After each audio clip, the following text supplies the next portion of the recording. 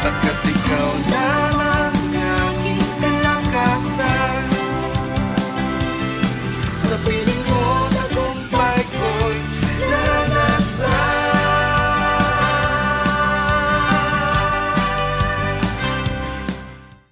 Isang pinagpalang araw po sa bawat isa na masugid nating taga-subaybay ng ating programang Araw-Araw na Pagpapala.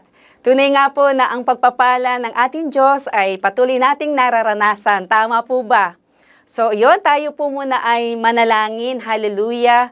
Father, in Jesus' name, salamat pong muli sa araw na ito, na muli, Panginoon, kami ay makakapakinig ng salita mo, O Lord. Salita mo po, Panginoon, na nagiging kalakasan namin. Salita mo, O Diyos, na nagiging pagpapala para sa bawat isa sa amin. Thank you, Lord. In Jesus' name we pray. Amen. So, sa araw na ito, ang ibabahagi ko po ay from the book of Romans. Romans 8:28. Alam ko po na ang marami sa atin ay alam na ang verse na ito. Tama po ba?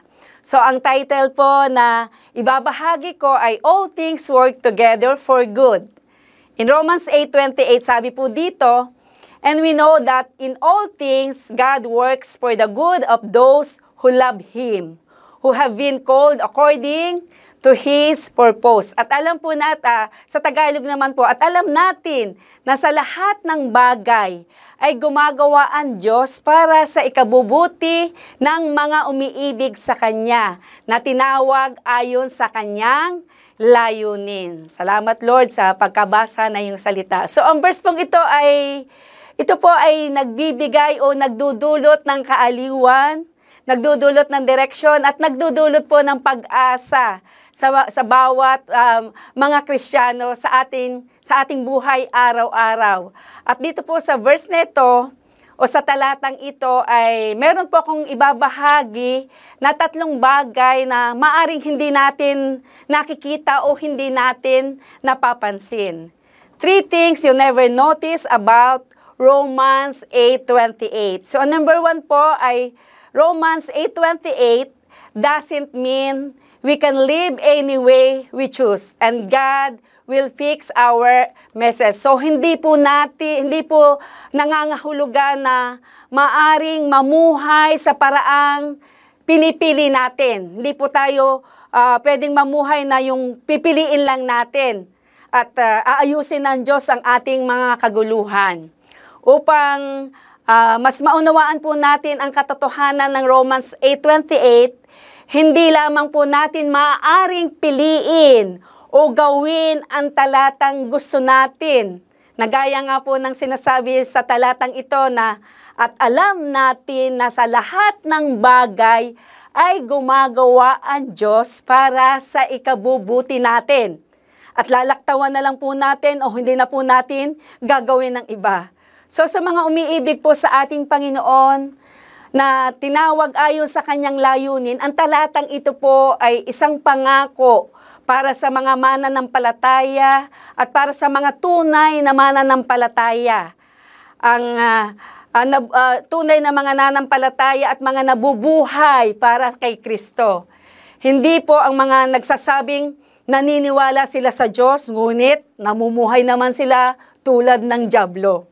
So sinabi din po ng talatang ito na sa mga umiibig sa Diyos at ginagawa ang lahat ng kanilang makakaya upang sumunod sa Kanyang utos. Kahit na yung masamang sitwasyon, kahit na hindi maganda ang nararanasan natin sa buhay natin, ay kaya itong gawin ng ating Diyos na mabuti.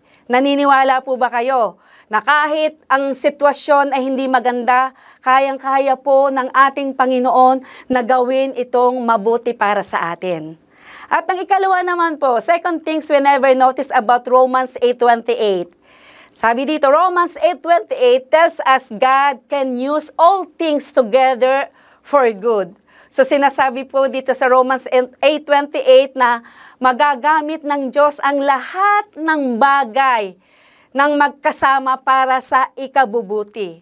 So bilang pong mga anak ng Diyos at nagmamahal sa Kanya, sinasabi po ng ating Diyos na magagamit niya ang lahat ng bagay na magkasama para sa ating ikabubuti. Ang sinasabi po niya dito, ng lahat ng bagay ay pwede po itong maganda o pwede po itong pangit o hindi maganda ang ating nararanasan. At kapag naranasan po natin itong hindi maganda o maganda, ay kayang-kaya po itong gawing mabuti ng ating Panginoon. Naniniwala po ba kayo na kahit anong sitwasyon, maganda man o pangit, kayang-kaya po itong gawing mabuti ng ating Panginoon? Ang katotohanan po ng Romans 8:28, ito po ay nagpapaalala sa atin na bagamat kasalanan at si Satanas ay makapangyarihan, dapat malaman po natin ng mas higit na makapangyarihan ng ating Diyos.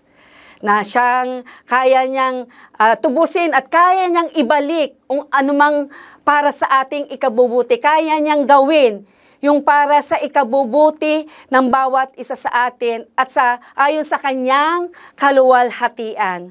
Maaring hindi lahat ng bagay na ating nararanasan ay mabuti, ngunit magagamit at magagamit ng Diyos ang lahat ng bagay.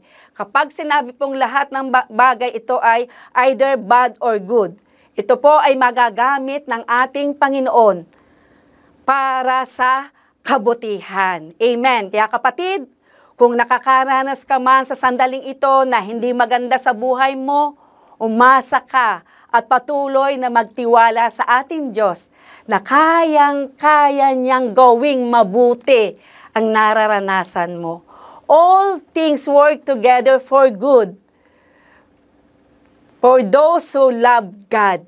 Amen. Maniwala po kayo na ang lahat ng bagay ay kayang gawin pong mabuti ng ating Panginoon. Kahit anong pinagdadaanan mo, panindigan at paniwalaan mo, panghawakan mo ang salitang ito ng Panginoon sa buhay mo, sa buhay ko at sa buhay nating lahat. Amen. So tayo po ay manalangin. Hallelujah.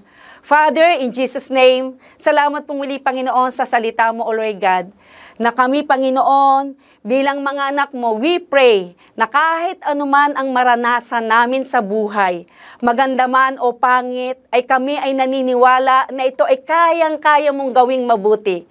Salamat po, Lord, sa buhay ng bawat isa. Thank you, Lord. In Jesus' name we pray. Amen and amen. So maraming salamat po and God bless.